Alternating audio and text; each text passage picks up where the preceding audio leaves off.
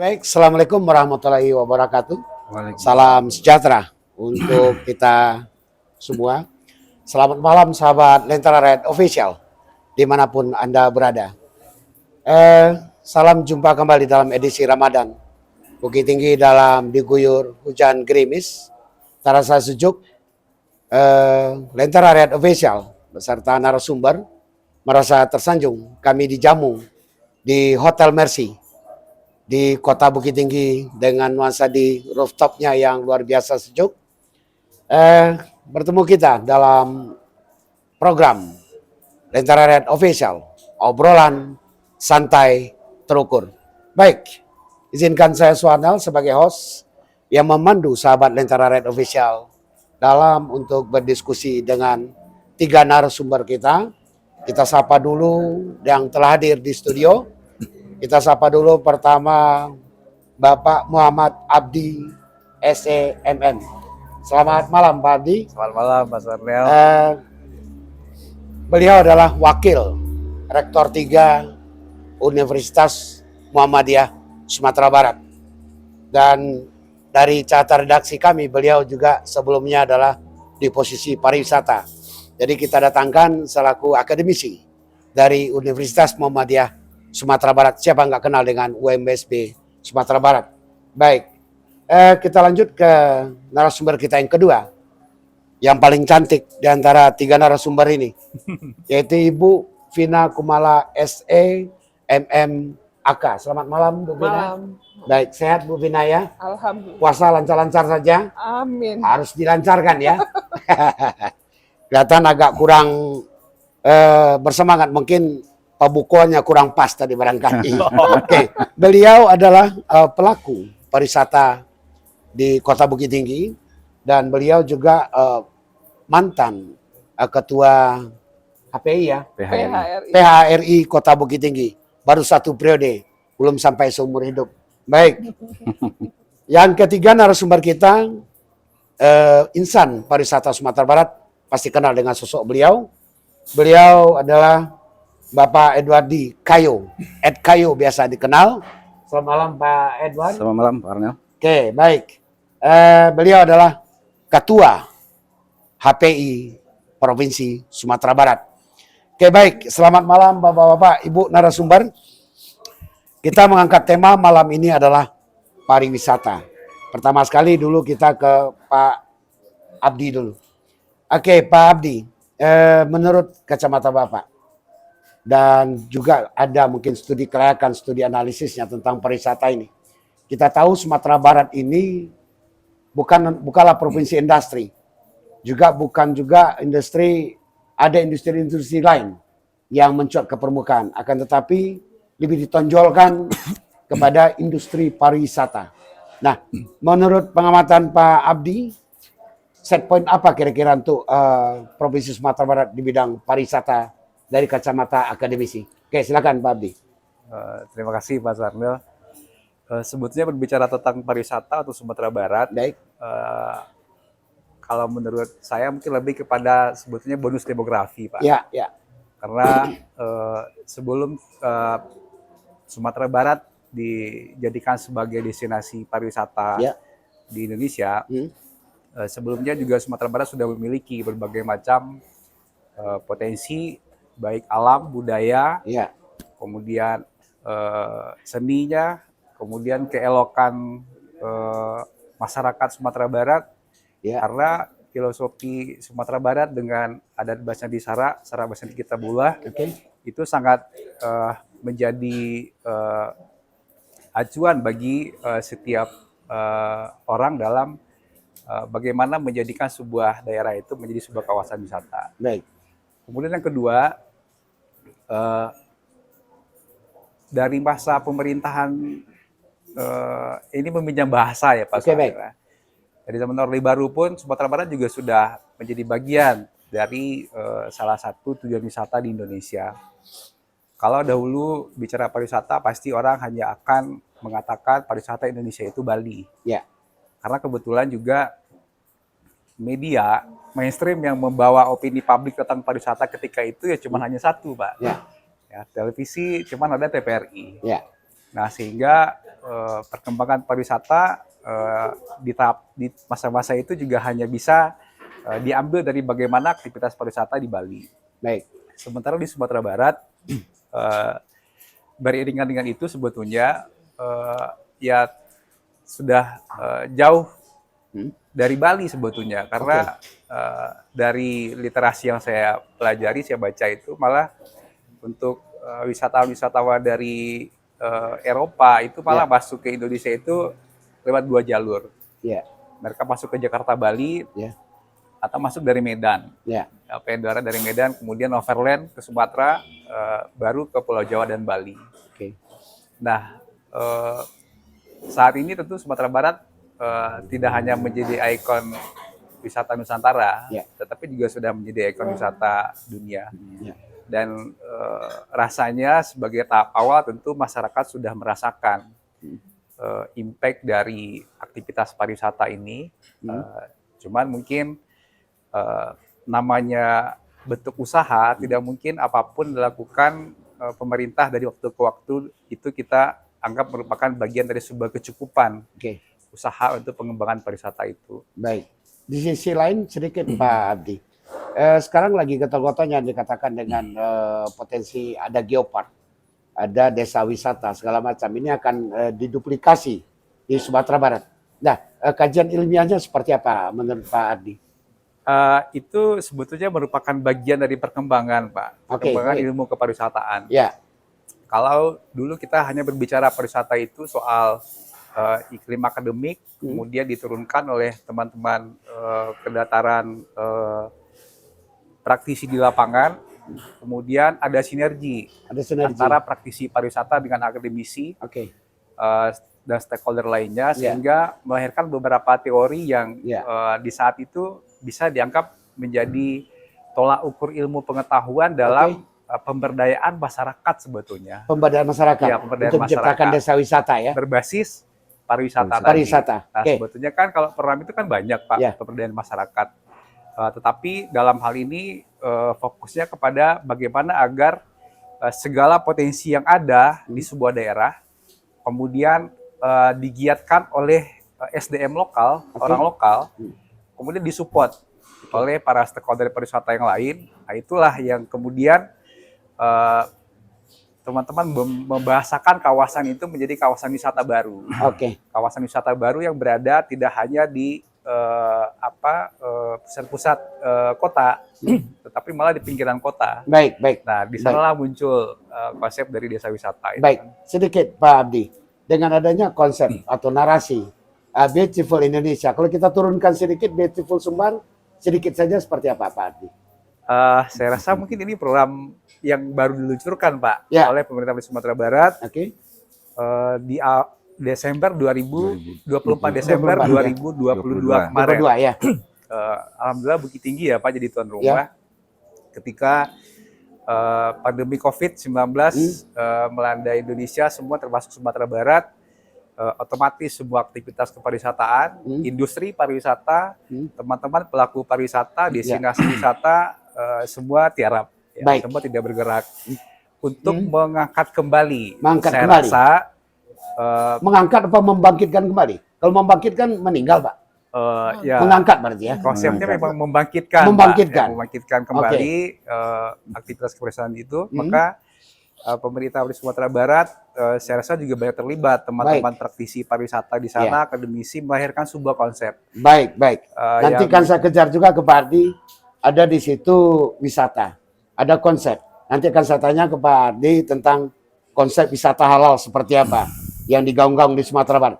Saya tinggal dulu Pak Ardi dengan senang hati, ya Pak ya. Oke, sebelum ke pelaku wisata sendiri, saya tanya dulu nih kepada mbahnya HPI Sumatera Barat ini. Dengan adanya tadi disampaikan destinasi wisata, potensi alam dan budaya, bahwasanya pariwisata ini bukan industri terbarukan. Contoh saja seketika COVID, Sumatera Barat setengah mampus, terkapar gitu loh. Nanti saya tanya ke Bu Vina ada ganggu-ganggu itu, berasa efek dari itu tuh. Nah, ke Pak Edward, Ketua HPI Sumbar. Apa kiat langkah setelah pandemik ini kita didera 2 tahun. 2 tahun Pak Abdi ya. 2 tahun, Pak. 2 tahun. Itu ngos-ngosan. Yang kita tahu pariwisata ini adalah untuk kalayak ramai. Apalagi Sumatera Barat, tadi dikatakan kalau nggak masuk dari Bali, kalau nggak Medan. masuk dari Medan. Nah, dulu Bukit Tinggi kalau kita tarik, dia bisa datang sendiri. Kini muntahan-muntahan saja. Nah, konsep strategi apa kira-kira untuk mengangkat pariwisata di Sumatera Barat? Silakan Pak. Baik, Edward. terima kasih Pak Arnel. Nah, sebenarnya kalau dari matanya HPI Ya. ini adalah Himpunan Pariwisata Indonesia. Betul, sama lebih kurang hampir 3 tahun ya kita Oke. terkapar Ya. karena pandemi. Hmm. Nah, di sini HPI khususnya kita pemandu ini mencoba untuk bangkit kembali, Ya. bangkit kembali mungkin dari keterpurukan masalah Ya. pandemi. Ini berusaha untuk berbuat bermacam-macam event. Oke. Nah, ini kita coba untuk berkonsultasi dengan pemerintah. Ya. Ini baru awal langkah awal kita untuk coba konsultasi Baik. dengan pemerintah untuk pengembangan wisata atau pariwisata Sumatera Barat. Oke. Tapi dalam hal ini yang disampaikan Pak Abdi tadi betul, Ya. ya betul sekali. Tapi dalam ini kita sebagai pramu wisata, kalau dibilang itu adalah baris depannya pariwisata. Oke. Maju mundurnya pariwisata itu terpulang dari guide yang menghandle tamu. Ya. Karena guide yang menyampaikan apa-apa yang ada di Sumatera Barat, itu tamu akan meresap. Ya. Tamu akan merasakan, oh inilah Sumatera Barat. Nah di sini, dalam keterpurukan ini kita bangkit kembali. Cuman sayang di sini, kita masih kurangnya perhatian dari pemerintah ke HPI-nya ini, Ya. termasuk ke pelakunya sendiri. Ya. Ini dikarenakan kalau saya lihat ya dari mata kita dari pelaku di Sumatera Barat, Baik. sekarang banyak pemerintah terfokus untuk pengembangan desa wisata, ya, Kodarwis kah, Geopark kah, tapi dia lupa posisinya pemandu ini di mana. Ya. Ya. Oke. Nah, kalau saya bilang pemandu atau guide, kita bisa bilang aja, ya makanya saya selalu bilang guide atau pramu wisata bisa hancurkan pariwisata Sumatera Barat. Ya. Ya dengan Oke. kata-kata, buat apa datang ke Sumatera Barat? Sementara yang kita lihat cuma itu aja. Ya. Oke. Sementara kita ingin pengembangan objek-objek wisata, termasuk SDM-nya sendiri. Oke. Yang terutama di Sumatera Barat ini adalah SDM. SDM. SDM-nya baik itu di objek, ya di objek, dan juga dari pelayan dari kepemerintahan. Ya. Yang kurangnya Sabta Pesona ini. Oke. Jadi kita berharap ya kalau betul-betul pariwisata ini betul mau dikembangkan lagi di Sumatera Barat, kita inginkan satu Ya. visi dan misi yang sama Visi. antara pemerintah dengan pelaku. Oke, tapi selama ini dan untuk mewujudkan Sabta Pesona itu, apa belum pernah duduk semeja dengan pemerintah atau belum terbarukan konsep ini? Ya kalau duduk dengan semeja dengan pemerintah itu kita bilang udah sering ya. Semeja bukan semeja ngopi, Pak. Bukan semeja ngopi, membahas. tapi kita ngobrol sharing tentang Ya. pariwisata itu. Oke. Saya bilang sharing sekali ya. Cuman itu pembicaraan cuma di dalam ruangan aja. Habis dari ruangan kan hilang lagi. Oke, baik. Nah, kita inginkan ini jalannya betul-betul sharing yang kita ajukan itu yang betul dijalankan. Oh, semacam Begitu grand program, design gitu ya. desainnya harus ada. Oke, Tapi ini yang tidak, yang kurangnya. baik. Nah, terus juga ya, kalau di mata kita di Sumatera Barat, tujuan wisata itu adalah Bukit Tinggi. Ya, Bukit Tinggi, Kabupaten Agam, Tanah Datar dan Payakumbuh. ya. Nah, untuk Bukit Tinggi sendiri, tumpang tindihnya aturan tentang pariwisata ini yang bikin wisata kita hancur. Ya. Kenapa saya bilang bagaimana, tumpang Pak? tindihnya? Karena dari dinasnya sendiri, ya dari dinas terkait tentang pariwisata dengan yang dari atas ini nggak sejalan. Ini kita perhatikan dari mata kita sebagai pemandu ya. Ini nggak sejalan. Banyak kegiatan-kegiatan yang dilakukan, dia bilang untuk memajukan pariwisata Bukit Tinggi, tapi ini nggak melibatkan kami para pelaku atau insan. Jadi segala kegiatan yang dilakukan itu nggak masuk untuk menunjang pariwisata. Berarti dengan arti kata pemerintah, seki dinas terkait hanya menjalankan rutinitas, Menjalankan rutinitas. tidak mengkonsep terbarukan untuk Betul. Sabta Pesona ini. Iya. Oke, baik. Kita koma dulu, Pak HPI, Pak Ketua. Bapak Edward Dikayu. Beliau merupakan ketua HPI Sumatera Barat, menyorot dari sisi Sumatera Barat tidak hanya dengan satu kota saja yang ada 19 kabupaten kota yang ada Sumatera Barat. Baik, akan kami cross check kepada pelaku wisata sendiri, Ibu Vina Kumala. Oke, Ibu Vina, udara dingin sejuk juga di Mercy ini ya. Sejuk apa dingin, Bu? Dingin sekali. Terkesan dingin sekali. Oke, Ini baik. bukan sejuk, dingin. Insya Allah yang hangat akan dihidangkan sebentar lagi. Baik, Ibu Vina, dari dua pendapat dari narasumber tadi mengungkapkan bahasanya SDM pariwisata, terus pelayanan terhadap wisata pesona, terus tumpang tindihnya dari suatu langkah yang diambil hanya sebatas rutinitas oleh dinas seki pemerintah. Nah, menurut Bu Vina selaku pelaku wisata, efek apa yang dirasa setelah kebangkitan nih ya, kebangkitan dari masa pandemi berjalan sekarang tahun 2022, ini tahun keempat. Nah, apa signifikannya, kenaikan apa yang dirasa selaku pelaku wisata? Karena Bukit Tinggi adalah merupakan objek wisata. Silakan Bu Vina. Baik, terima kasih sebelumnya host sudah mengundang saya sebagai pelaku pariwisata. Saya akan memberikan pandangan itu memang dari segi perhotelan. Perhotelan, baik. Karena PAD yang paling tinggi itu terjadi di industri hotel. Ya, Tetapi sesuai dengan kondisi akhir-akhir ini, apalagi setelah pandemi 3 tahun ini, Oke. untuk tahun keempat ini perkembangan itu belum signifikan. Belum signifikan. Saya garis bawahi belum signifikan. Oke. Karena apa? Banyak sekali aspek-aspek yang mempengaruhinya. Pertama, kondisi ekonomi saat ini. Oke. Kemudian regulasi yang keluar. Maksudnya regulasi yang keluar bagaimana, Bu? Regulasi dari pemerintah, ya banyaklah aturan. Tidak jelas atau banyak aturan? Banyak aturan. Banyak aturan. Banyak juga yang tidak jelas. Ya. Ya. Kemudian kompetitor kita sendiri di lapangan. Ya, Ada 3 poin yang saya garis bawahi belum signifikan. belum signifikan. Kemudian sebenarnya kondisi hotel itu saya bisa katakan Bukit Tinggi ya, itu tidak baik-baik saja. Bukit Tinggi tidak baik-baik saja. Tidak Baik. baik-baik saja kondisinya. Karena pertama tadi kita berbentur dengan aturan pemerintah. Ya, Aturan pemerintah yang tidak jelas ini kondisinya memperburuk keadaan kami. Memperburuk keadaan. Memperburuk keadaan kami. Contohnya, Ya. contohnya ya Pak, baru-baru ini dari segi pajak. pajak. Oke. Pajak itu naik sekian persen, apalagi untuk PBB ya. Ya. PBB itu naik sekian persen. Ya. Kemudian kami juga harus berbenturan dari masalah penghasilan karyawan, kita harus sesuai dengan UMR. UMR ya. Kemudian habis itu ada beberapa kondisi di lapangan yang tidak jelas itu ya banyak lah ya, tidak perlu disebutkan satu persatu, Oke. yang juga membuat kami semakin terpojok.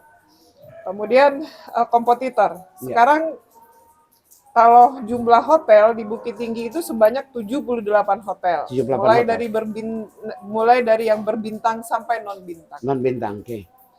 Kemudian pada saat ini kondisi kompetitor seperti homestay Ya.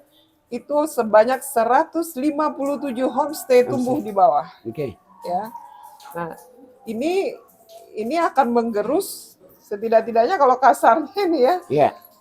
Orang lebih tertarik kepada homestay daripada hotel, ya.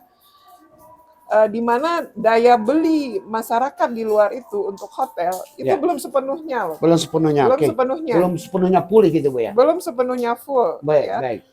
Kemudian homestay dengan harga satu kamar 350, Ya. mereka bisa isi dengan kapasitas 5 atau 6 orang satu kamar. Oke, baik. Ya. Sementara kalau hotel itu kan komposisi satu kamar cuma 3 orang. 2 lah, 1 extra bed. Dan Ya. itu dengan harga yang sudah daya beli orang yang sudah turun ya. Oke. Nah, ini yang memperburuk keadaan kami. Jadi bisa dikatakan tahun keempat ini masih merangkak, Masih merangkak. Masih merangkak. Oke, baik. Belum tegak berdiri. Oke. Belum tegak berdiri, Bu, ya? Belum tegak berdiri. Oke, baik. Saya rasa ini Ibu Vina tadi menunggu dingin itu menunggu berbicara. Sekarang udah bersemangat saya lihat. Ada, benar-benar di hati melaksanakan selaku pelaku wisata. Oke, sedikit ke Pak Abdi. Dengan kondisi ini belum signifikan. Dan juga tadi ada Bukit Tinggi sedang tidak baik-baik saja pariwisatanya. Kira-kira sedikit saja Pak Abdi. Terapi apa kira-kira yang pas untuk tahun keempat yang baru merangkak ini? Silakan Pak Abdi, sedikit saja. Yang pertama itu kalau bahasa di agama apa ya, kalau orang Muslim itu bertabayun, Pak. Ya, Tabayun. tabayun. Oke. Stakeholder pariwisata karena konteks kita di Bukit Tinggi, Pak ya, mesti bertabayun bersama-sama. Artinya apa? Oke. Duduk bersama, kemudian melakukan evaluasi, kemudian saling memahami kondisi masing-masing, Oke. kemudian dari sana sama-sama mencarikan, Pak, jalan keluar ini yang sifatnya komprehensif. Oke. Kalau misalnya keputusan yang diambil, kebijakan yang diambil tidak terintegrasi dengan stakeholder pariwisata, saya rasa itu hanya akan memberikan efek dampak positif itu sifatnya sesaat. Oke. Tetapi kalau bicara pariwisata ini kan sustainable, Pak, berkelanjutan. Baik. Nah, berkelanjutan itu tidak bisa kita melakukan comot di sana sedikit, di sini Oke. sedikit, kemudian digoreng menjadi itu, Oke. nggak akan bisa. Oke. Nah, Baik. saya rasa intinya itu, Pak, bertabayun. Yang Tabayun, kedua, ya? sinergi. Tabayun dan sinergitas. Kolaborasi yang kuat. Gitu, Kolaborasi Pak. yang kuat. Dan Baik. itu juga harus dengan sepenuh hati, Pak. Baik. Jangan kolaborasi di depan forum. Ya. Itu. Jadi kalau sesuatu itu kalau setengah hati memang nggak enak Pak. Nggak enak, Pak. Nggak enak. Karena setengah hati nggak enak. Emang ya? harus sepenuh hati. Harus penuh Harus hati. hati. Oke, baik. Saya ke Pak Edward dulu. Sedikit saja Pak Edward. Tadi disampaikan demikian. Ada keluhan. Ini udah mulai ada titik temu mentoknya ada kelihatan. Bu Vina tadi mengatakan Bukit Tinggi sedang tidak baik-baik saja. Karena ada di situ belum signifikan. Baik terhadap kondisi iklim dari suasana kerja itu sendiri dan menghadapi dari kompetitor. Ada hotel dari bintang 5, 4, 3, 2, 1 Bintang. sampai tidak berbintang. Sampai ada juga bintang Kejora. Ada lagi homestay. Nah, sebenarnya kecenderungan dari customer lah taruh orang yang ke wisata Bukit Tinggi berubah selera atau bagaimana? Oh, dia kepingin di homestay cari murah, misal. Tidak mesti harus demikian. Dia kepingin ke hotel yang qualified, tidak juga mesti demikian. Apa karena faktor ekonomi atau faktor apa, Pak? Silakan, Pak Ketua. Baik, sebenarnya gini, bicara tentang masalah ini ya. Ya. Kalau saya rasa masalah hotel dan homestay, sebenarnya maka kita bilang Sumatera Barat sudah terjual murah. Ya. Kenapa kita bilang terjual murah? Oke, baik. Antara hotel dengan homestay, seharusnya dari pemerintah sendiri bisa menjelaskan dan mendudukan kapasitas homestay dan hotel ini. Oh, gitu. Nah, dari tamu-tamu kita sendiri, kita bicara dari travel agent ya, dari asitanya ya. Kalau dari tamu, customer kita yang datang, itu tidak jarang yang minta homestay. Jarang ya? Jarang dia orang minta homestay. Kebanyakan yang minta homestay ya keluarga yang tamu-tamu keluarga, oke lah, dia orang minta homestay. Tapi kebanyakan dia orang adalah maunya hotel, terpulang dari agennya memberikan harga. Oke, kembali ke agennya lagi. Kembali ke agennya lagi. Nah, tapi dalam hal ini kita bukan menyalahkan hotel, bukan menyalahkan siapa-siapa. Kita ingin regulasi yang jelas. Regulasi yang jelas. Dari pemerintah. Oke, baik. Ya. Sebentar. Bu Vina, apakah harus sedikit saja? Apakah kita harus banting harga untuk melawan kompetisi itu? Oh, tidak perlu. Tidak, kita harus Tidak tetap perlu. stay. Karena gini, hotel itu punya klasifikasi sendiri Klasifikasi tentang sendiri, harga. tidak ada aturan mainnya. Kemudian kalau homestay, kembalikan dia kepada homestay itu. Homestay. Homestay itu. Homestay itu, luruskan makna arti dari homestay itu apa? Jadi range-nya harus jelas. Iya, Oke. pada saat sekarang ini status homestay dengan Baik. hotel itu sama. Itu sama. Ya. Padahal di dalam historisnya Ya. itu berbeda. Oke, baik. Lentera Rakyat Official, dimanapun Anda berada. kita koma dulu. Suasana dingin ini kelihatannya udah mulai hangat, udah mulai tangan, udah mulai bermain. Oke, kita biarkan satu yang lewat ini, OST akan kembali.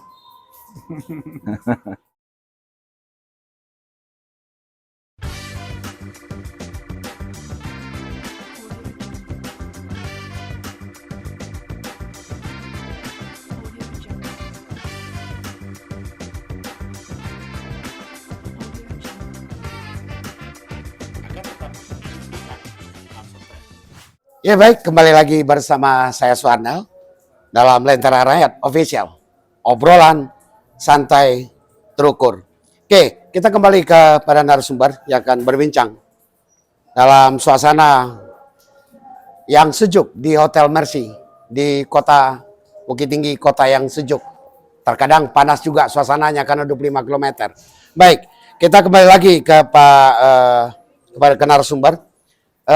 Kopinya terasa cukup.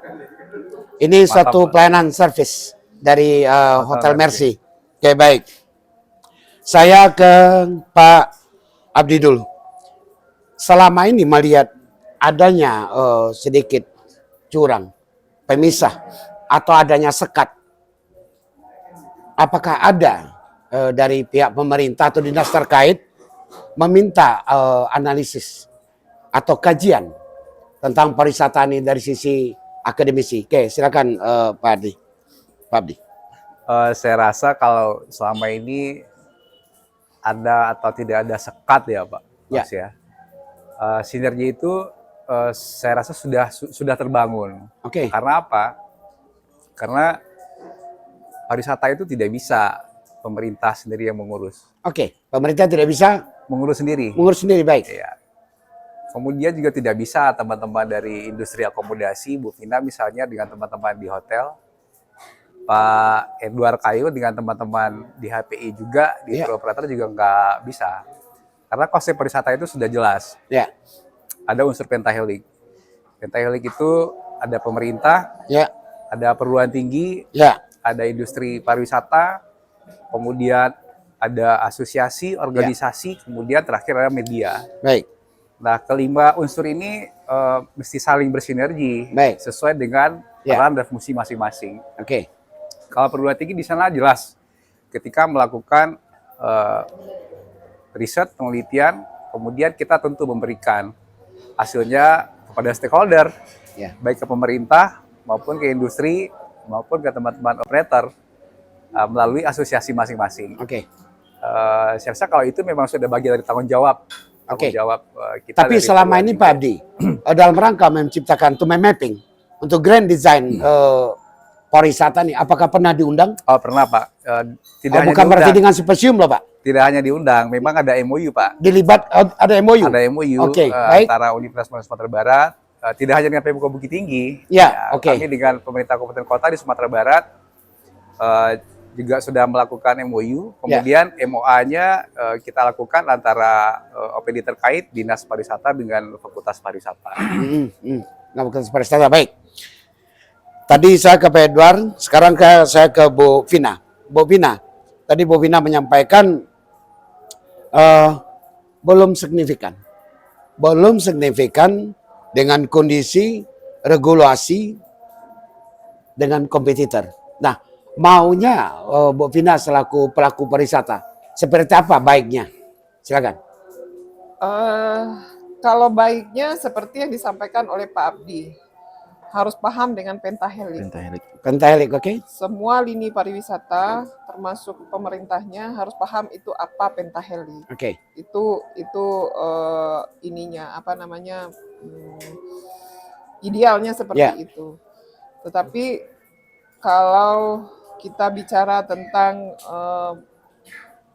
apa tadi host bilang ke saya tadi minta apa tadi host, bisa diulang lagi host? Yang tentang kondisi, terus kompetitor, Ya. apa sekat seperti apa yang sebaiknya? Bukan sekat ya, tetapi regulasi yang jelas. Ya, oke. Kita contohkan saja sekarang ini antara hotel dengan homestay. Ya. Itu baru satu permasalahan. Oke. Ya, itu harus diluruskan. Homestay itu seperti apa?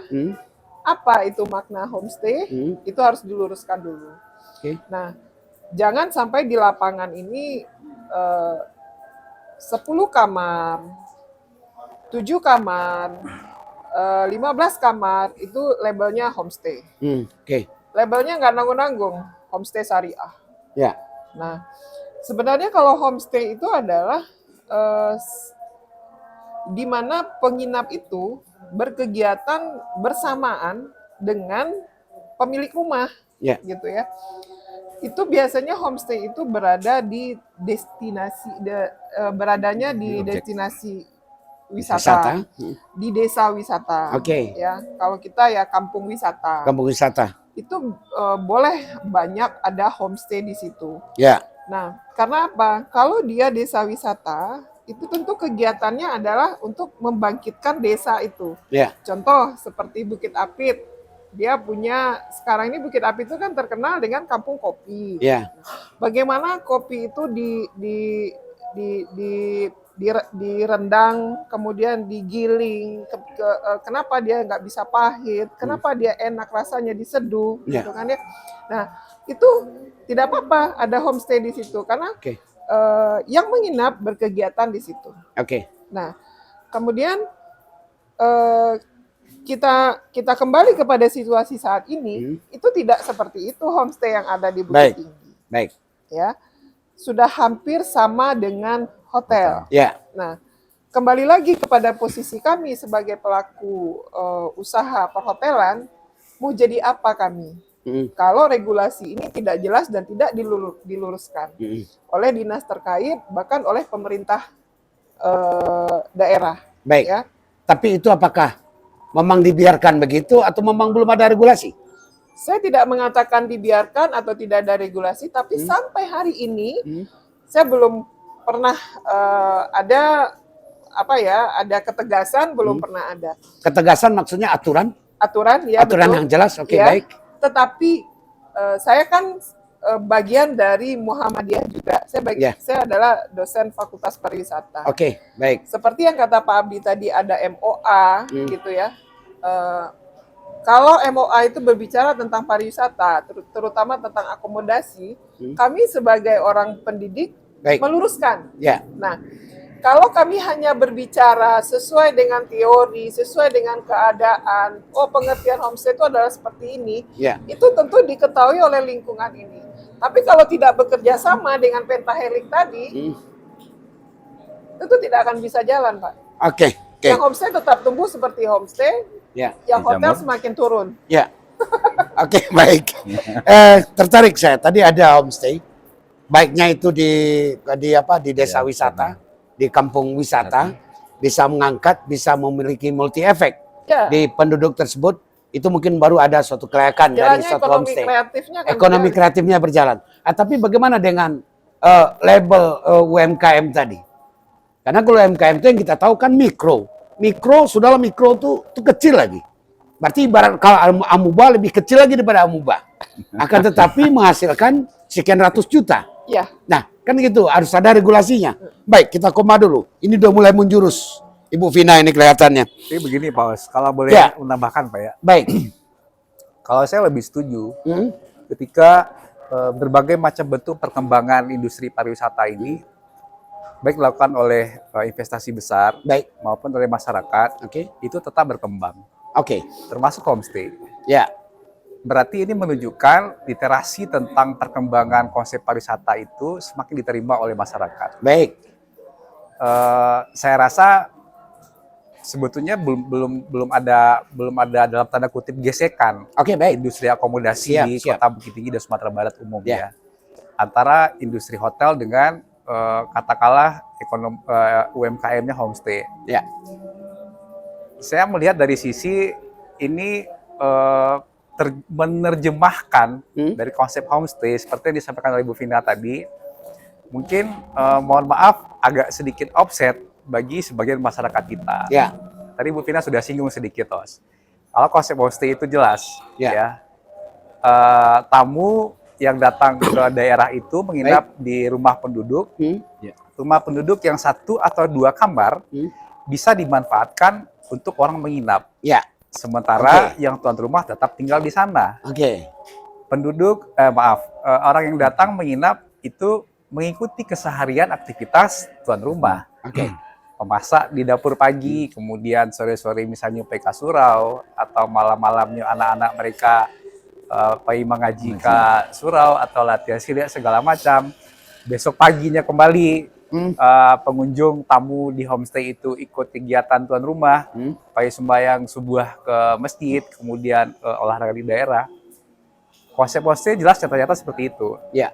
Nah, Apakah itu juga termasuk konsep religi dan wisatanya tadi? termasuk di situ. Oke, baik. Nah, persoalannya di sini adalah saya tidak tahu pemerintah dalam hal ini melakukan pembiaran Oke. atau masih memberi peluang untuk berkembangnya industri homestay di Kota Bukit Tinggi. Karena kita melihat Bu Vina tadi juga sudah singgung, malah mayoritas, mohon maaf, silakan nanti dikoreksi di lapangan, homestay itu konsepnya cuma 2 sampai 3 kamar. Ya, oke. Benar. Lebih dari 2-3 kamar itu tidak bisa lagi dikatakan homestay. Udah hotel tuh ya. Guest house. Guest Bisa house. jadi guest Guest house, ya. oke. Bisa jadi Penginapan. penginapan, ya tidak lagi homestay. Nah, penafsiran ini mungkin bagi masyarakat, saya rasa karena kemungkinan ada kelebihan modal. Oke. Ya, Kelebihan modal. dibangun rumah, Hmm. kemudian dibikin 3 kamar, 4 kamar, 5 kamar, malah ada 10 kamar, tapi masih diberi labeling homestay. Ya. Nah, ini dalam konteks usaha bisnis tentu sudah tidak fair gitu. Ya. Nah, saya rasa kalau gap tadi itu sebetulnya dari sisi ini gitu kan. Baik. Nah, Homestay yang sekarang itu bisa dikatakan bisnisnya ada yang tinggi atau gimana? saya rasa masih ada teman-teman pelaku homestay itu yang tetap mempertahankan identitas sebagai Oke. bagian dari penginapan yang ada di desa wisata. Ya kan bisa Yang ada saja di kampung label, wisata. Pak.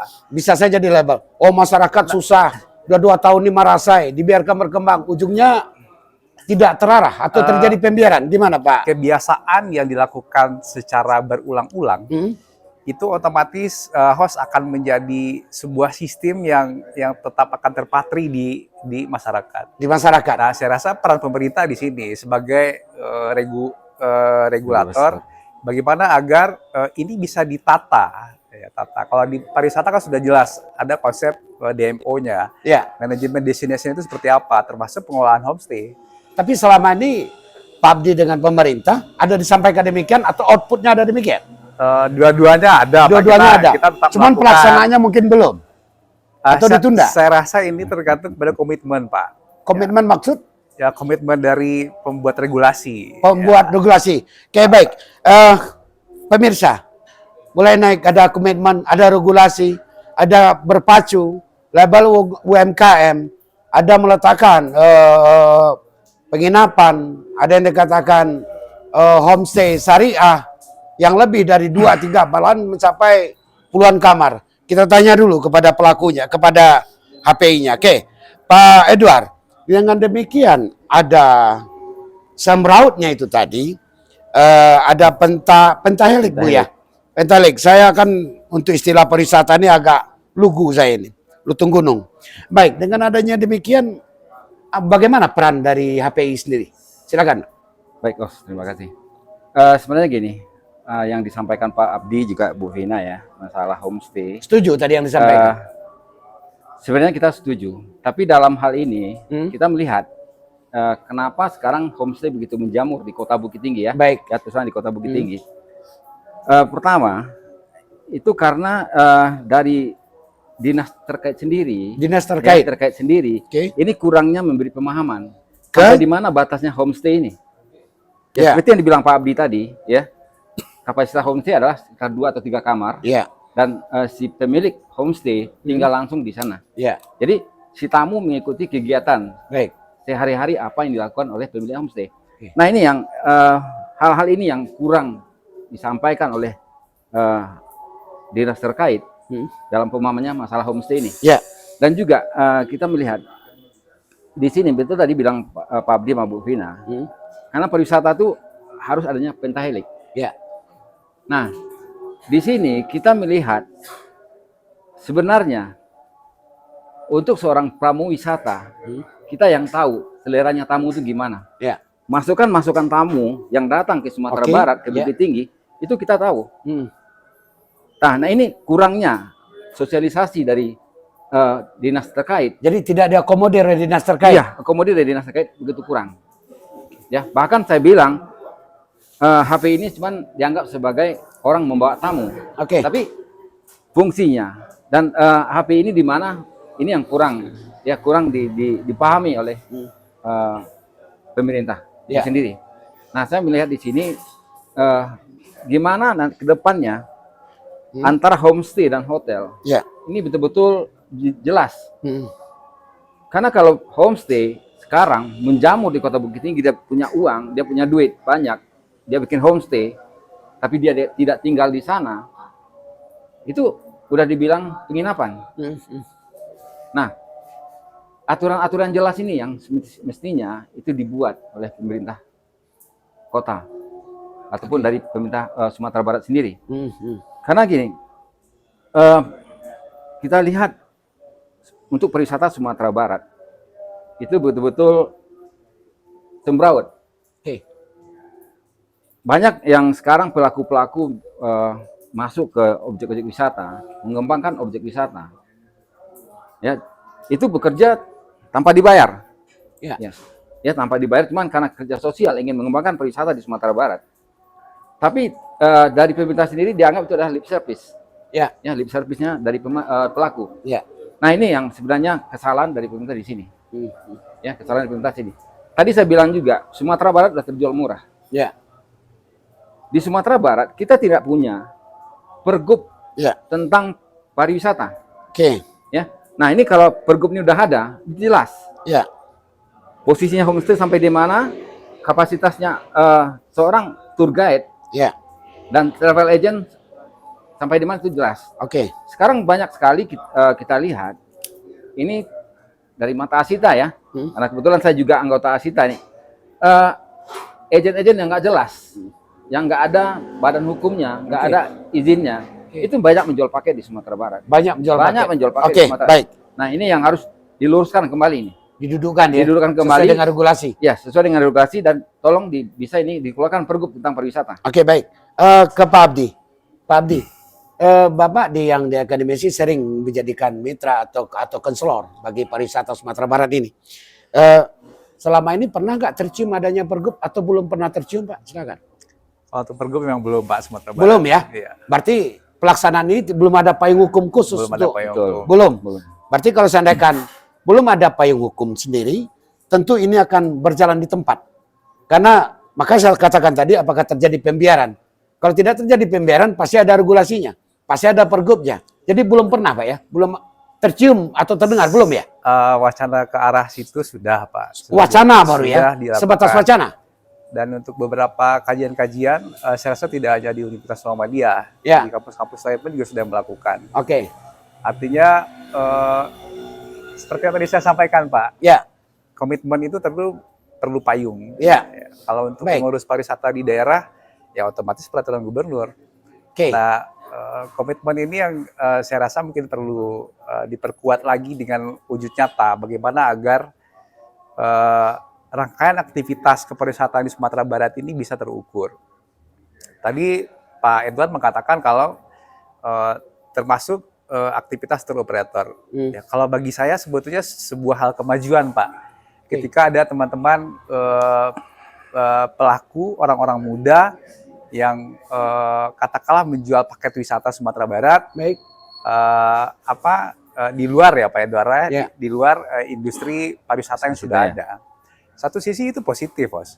Ya, ketika generasi muda sekarang sudah mulai mengetahui perkembangan industri pariwisata, kemudian ditambah dengan kemampuan teknologi informasi yang mereka miliki, sehingga bermodalkan handphone ataupun laptop yang mereka bisa untuk melakukan selling pemasaran pariwisata Sumatera Barat sekaligus mengeksekusinya. Hal ini kemudian bagaimana agar pemerintah menjadikan perkembangan industri tour operator ini sama seperti industri teleoperator yang ada sebelumnya. Oke. Saya yakinkan Pak Edward mengatakan seperti tadi karena apa, Pak? Teman-teman teleoperator katakanlah memudahkan bahasa ya, yang senior. Mereka punya kantor. Ya. Punya kantor pasti mereka kontrak tempat. Kemudian punya karyawan sekian orang. Betul. Kemudian biaya listrik, biaya sebagainya. Baik. Ya. Kemudian teleoperatornya juga bayar pajak. Oke. Dari penghasilan mereka terima. Oke. Nah, sekarang muncul teman-teman muda yang dengan modal handphone, tidak punya kantor, tidak punya karyawan, bisa jual paket wisata Sumatera Barat, kemudian juga dapat tamu. Oke, baik. Nah, berarti tadi intinya harus ada pergub yang memayung ini. Tentu pergub itu tidak saja instanisasi, tidak instannya saja. Perlu diatur regulasi per item tersebut. Ya, tentu, baik pelakunya, ya. Baik subjek maupun objeknya. Oke, sedikit Pak Bu Vina.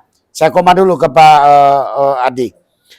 Bu Vina, seandainya pergub itu dikeluarkan, adanya pergub itu, maunya seperti apa sih agar bisa merekomendasi regulasi dari batasan dari pariwisata konsep ini? Silakan Bu Vina.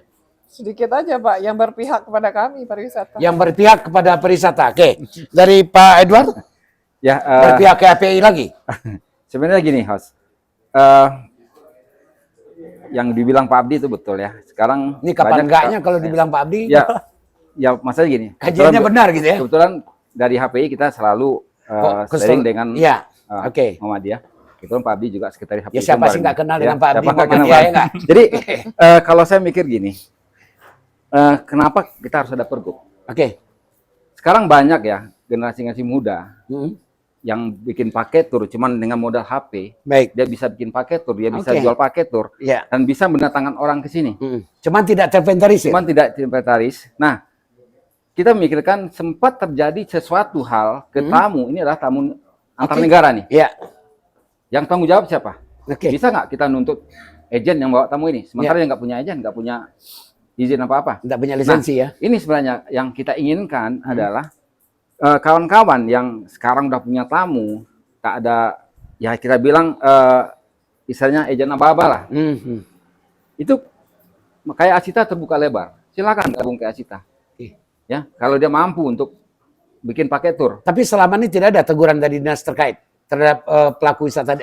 Alhamdulillah selama ini belum ada. Alhamdulillah belum ya, ada. Selama belum ada. Karena sebenarnya gini, kita pun dari Asita juga udah menyampaikan ke dinas sendiri untuk ada aturan ini. Nah, bahkan kita minta di Bandara Minangkabau itu diminta satu konter untuk Asita dan HPI. Jadi setiap agen yang jemput tamu ke airport itu melapor dulu ke konter. Hari ini Travel A menjemput tamu dari Malaysia sekian orang, agennya ini, guide-nya ini, dengan nomor lisensinya ini. Jadi jelas. Tapi kalau ini dibiarkan, makanya saya bilang nanti itu tadi kawan-kawan yang semangat untuk jual paket tur, dia mikir cuma sekedar dapat tamu. Ya. Jadi dia nggak mikirkan ke depannya pariwisata kita gimana. Jadi bersifat secara generalnya ya. Iya. Jadi makanya itu yang saya bilang terjual murah pariwisata. Terjual murah. Oke.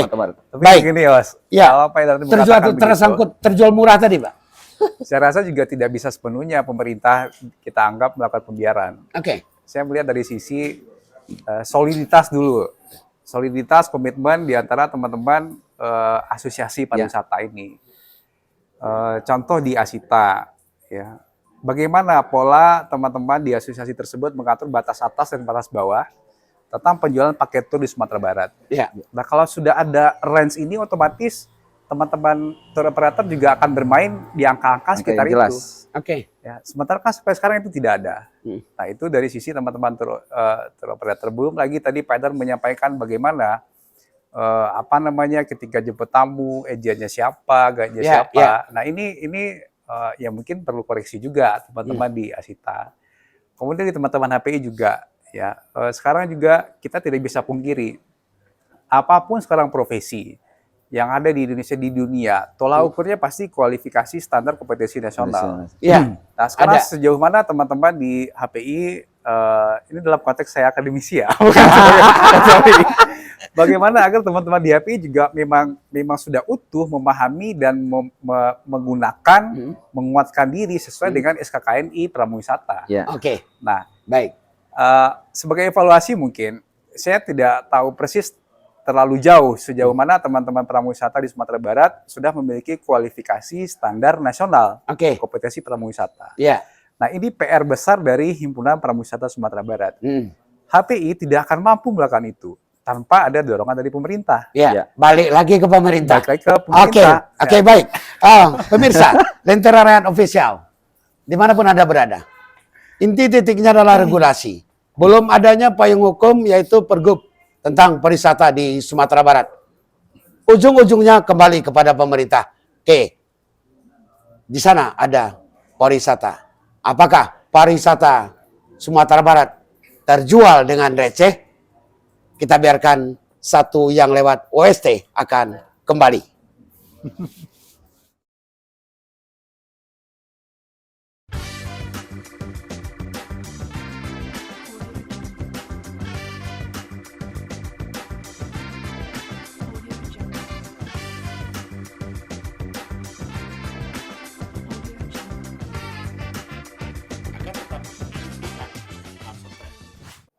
Oke, kembali lagi dari lantai 4 Hotel Mercy, Lentera Rakyat Official dengan program obrolan santai terukur akan kembali dalam sesi ketiga ini.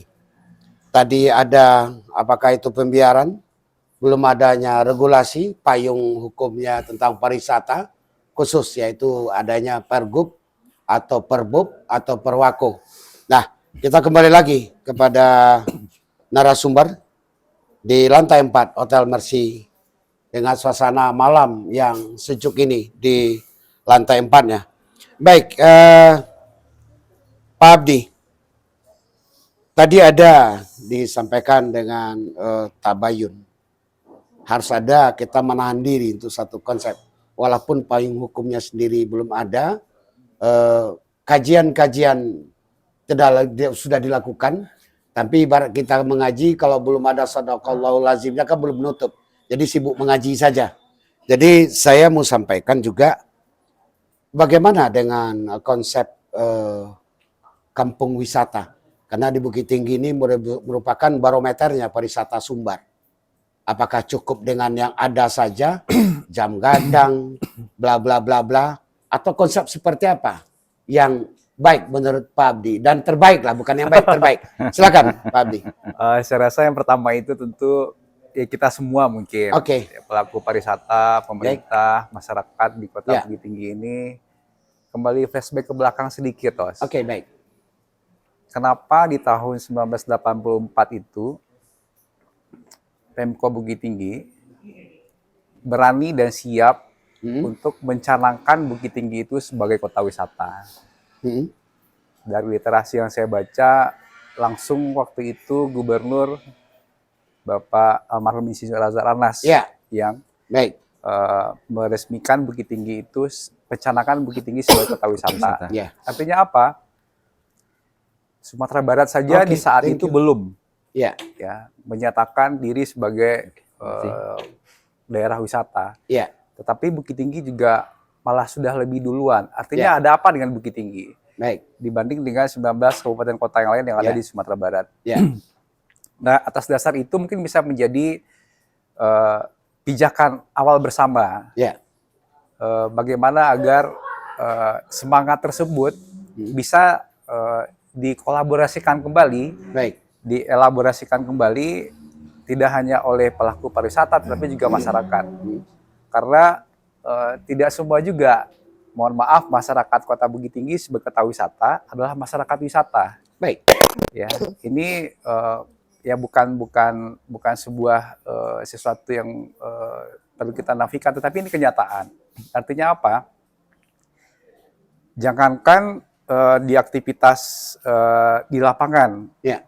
kawasan Kota Bukit Tinggi, apakah itu rekan-rekan petugas parkir, apakah itu rekan-rekan petugas-petugas dari beberapa OPD terkait yang di lapangan, di hotel pun masih ada komplain terhadap pelayanan, Apalagi?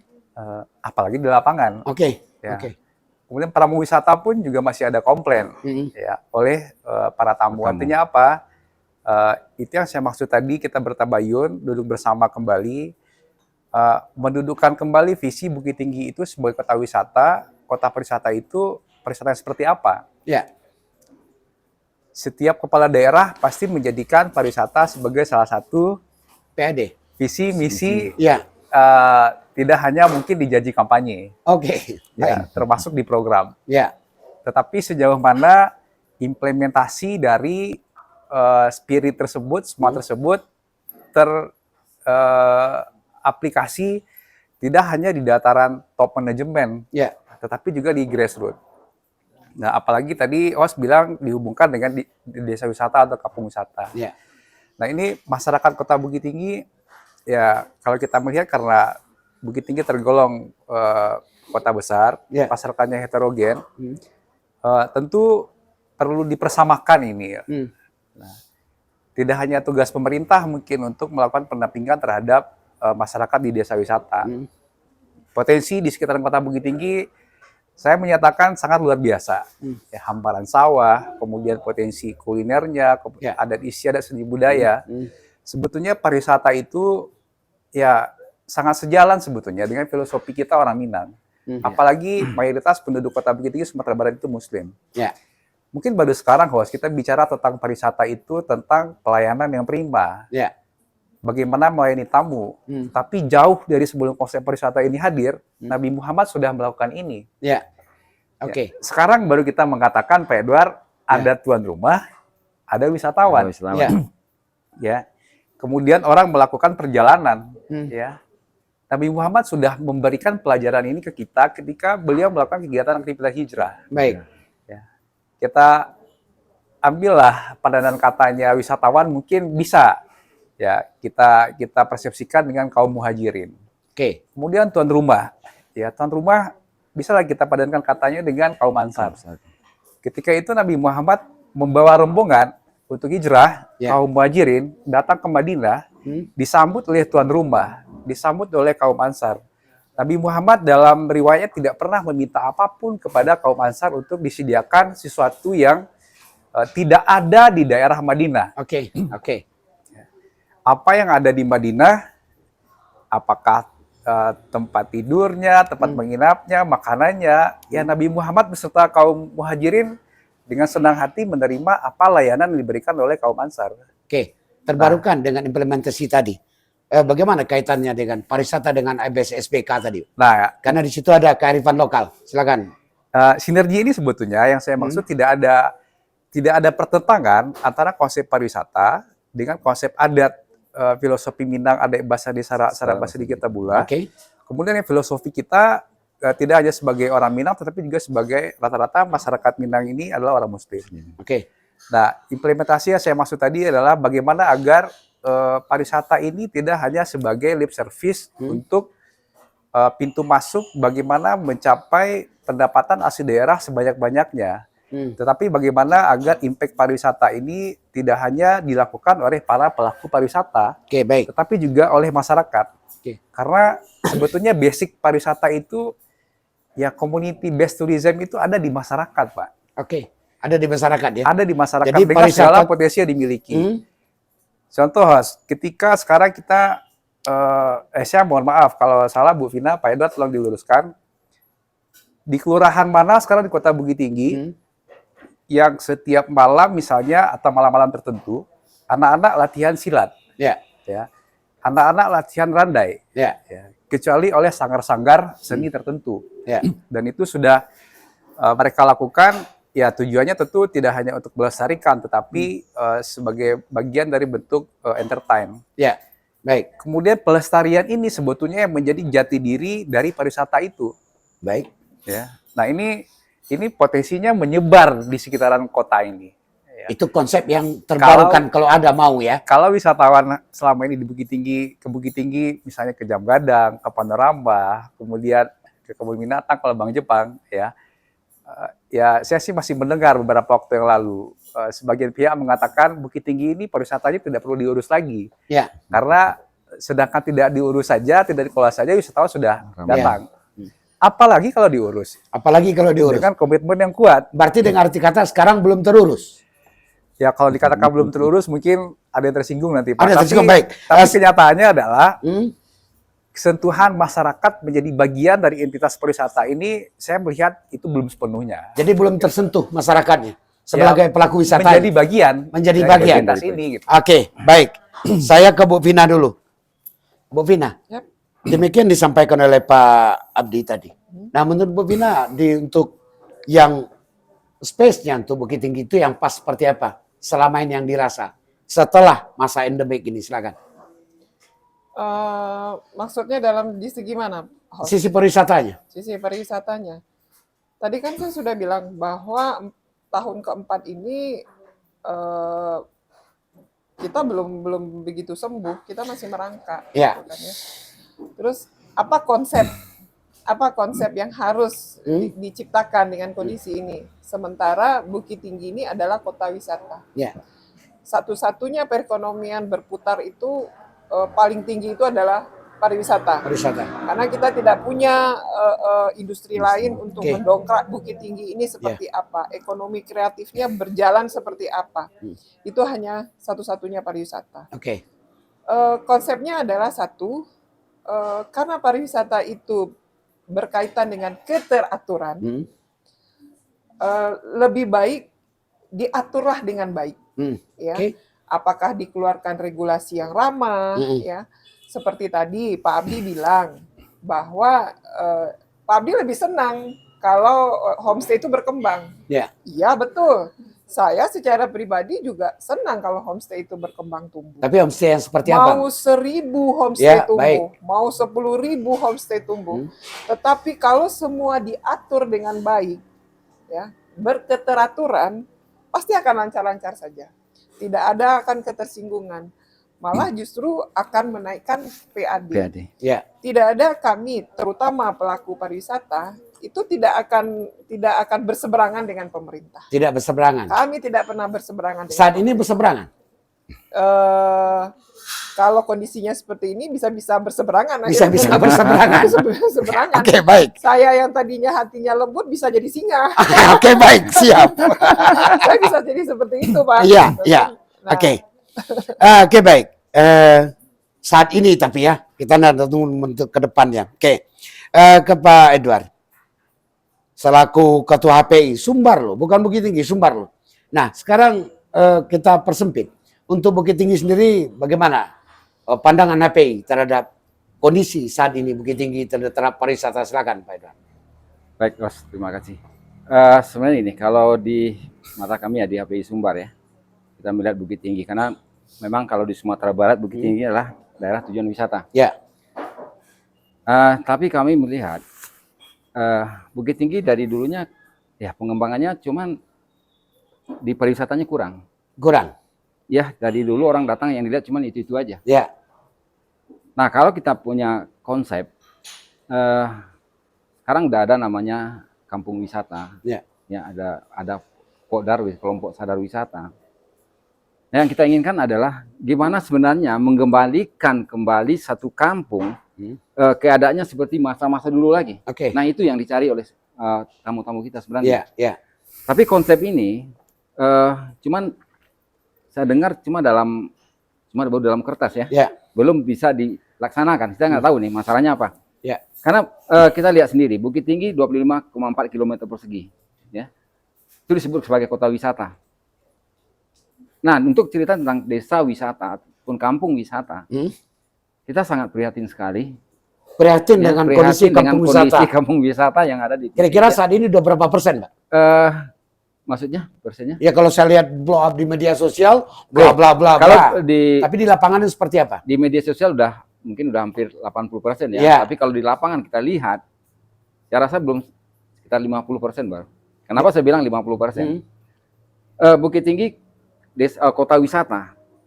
Sebenarnya kampung wisata yang akan dibikin itu betul-betul membangkit batang tarandam istilahnya. Ya, oke. Yang kita tampilkan adalah kehidupan sehari-hari masyarakat masa dulunya. Ya, bukan yang dibuat-buat. Bukan yang dibuat-buat. Ya. Sekarang kebanyakan adalah desa wisata tiru. Ya. Di daerah Jadi lain dia desa wisata kopi paste. copy paste. Daerah lain dia Oke. bikin macam gini, kita alihkan ke sini lagi. Ya, ya. Nah, ini yang kita inginkan di Bukit Tinggi, jangan yang kayak gitu. Oke. Salah satu hal yang bikin prihatin kita ya, sebagai pelaku pariwisata juga sebagai HPI, Bukit Tinggi, Ya. desa wisata di sini atau kampung wisata ada 4 atau 5 ya? Ya. 5 ya Pak Abdi ya? Ada 5 ya? 3 loh. Eh, Desa wisata desa wisata Kayu Kubu, Bukit Apit, Sanjay. Sanjay. Sanjay. Nah, kita cerita tentang desa wisata Kayu Kubu dan Bukit Apit. Desa wisata atau kampung wisata Kayu Kubu, kalau kita melihat di mata sebagai seorang pramuwisata, sebenarnya ini kan tinggal kita bikin gimana ini betul-betul menjadi satu kampung wisata yang dikunjungi. Oke. Tapi dibikin kampung wisata, bahkan dia masuk geopark nasional, Ya. Sianok Meninjau. Tapi di dalamnya yang didapat masyarakat pengunjung nggak ada. Ya. Yang Betul. dibanggakan cuma Lembah Ngarai Sianok. Ya, ya, masih objek gitu Ya, aja. masih objek gitu aja. Nah, itu yang tadi Pak Abdi bilang, di mana di desa wisata atau kampung wisata sini yang hari-hari ada randainya, ada masyarakat atau tamu yang belajar cilik. Ini nggak ada. Mungkin barangkali penganggaran barangkali, Pak. Ya, bisa jadi ya. Ini Pelanggaran. dalam tanda kutip bisa jadi ya masalah anggaran. Ya. Karena kita lihat kegiatan-kegiatan yang dilakukan di Bukit Tinggi tahun keempat nih, betul belum? Yang tahun keempat nih. Ini satu pun saya lihat tidak menunjang untuk kemajuan pariwisata. Oke, kalau saya petik berarti rasa keprihatinan HPI berarti. Ya, rasa Prihatin ya? Ya, prihatin. Oke, dengan ke kegiatan Bu Vina. Eh, Apa rasa prihatin itu ada juga di pelaku wisata saat ini? Lihat kondisi terkini? Hotel ya Pak? Ya, Pelaku pariwisata Ya. hotel. Jelas kami prihatin. prihatin ya. Karena apa ya? Gini loh Pak, hotel itu dibangun tidak dengan uang 100 perak loh. Siap, siap, siap. Baik. Hotel itu dibangun dengan selain dengan tenaga, dengan materi yang begitu besar gitu ya. Sementara akupensi sekarang hanya tidak lebih dari 50% akupensi. Bukit Tinggi mau makan dengan apa ini? Oke. Pemko Bukit Tinggi ini. Ya. Karena kami pembayar pajak paling tinggi, Pak. Iya, benar. Benar.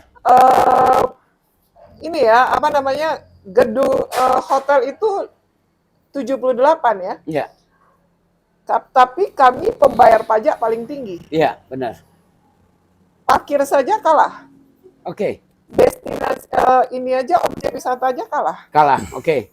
Kalau kami tidak diperhatikan, seperti saya bilang tadi, yang lembut, yang lembut ini bisa jadi singa, Pak. Bisa jadi singa. Itu rasa prihatin, bentuk keprihatinannya. Baik. Sebentar, Kan- satu Silakan. Coach. Kalau kalian melihat di sini ya, sebenarnya untuk kampung wisata, selama ini udah sering dilakukan sosialisasi tentang pengembangan kampung wisata. Baik. Tapi yang utama sekali di sini adalah masalah SDM dari masyarakat itu sendiri. SDM sumber daya manusia. Iya, sumber daya manusianya. Oke. Jadi satu kampung wisata kalau ingin maju Ya. itu terpulang dari masyarakat yang ada. Ya. Ya, dari masyarakat yang ada.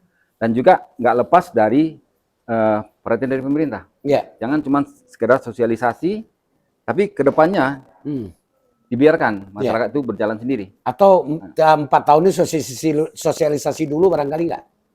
Bisa jadi ya sosialisasi kan dulu. masa banyak Masa itu. banyak ya. Ya. Ya sosialisasi dulu. Ya nggak tahu lah untuk bla-bla ke depannya. Oke. Bisa. Baik. Pak Abdi. Tadi Pak Abdi, saya sependapat itu narasi yang disampaikan itu positif dengan beberapa konsep implementasi dan ada beberapa catatan. Sekarang mau saya tanya, selaku dari akademisi, apa sisi prihatin pariwisata Bukit Tinggi di mata Pak Abdi selaku akademisi? Silakan Pak Abdi. sebelumnya saya ingin menanggapi Pak dari Pak Edward sama Oh, Bu oke, Vina. baik, baik.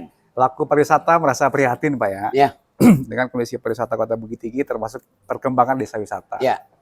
Saya rasa ini kurang fair juga. Kenapa? Teman-teman tour operator adalah orang-orang yang memiliki kompetensi dalam hal penyusunan paket wisata. Ya, Teman-teman tour operator HPI mempunyai kompetensi dalam hal bagaimana cara melayani, ya, cara memberikan apa namanya